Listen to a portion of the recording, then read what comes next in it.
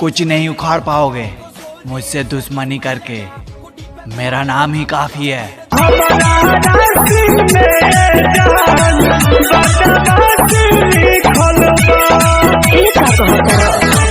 Time waste मत करना, सीधे ठोक देना, बाकी मैं संभाल लूंगा। तूफान भी अपना रुख मोड़ लेता है जहां हम कदम रखते हैं।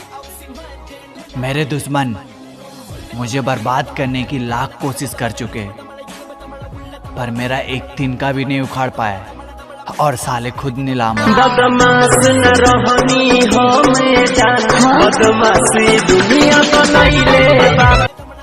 क्योंकि हम बेइज्जती भी बड़े इज्जत से करते हैं। बाप की नज़रों में अयासी और मेरी नज़रों में बदमाशी कभी करने की भूल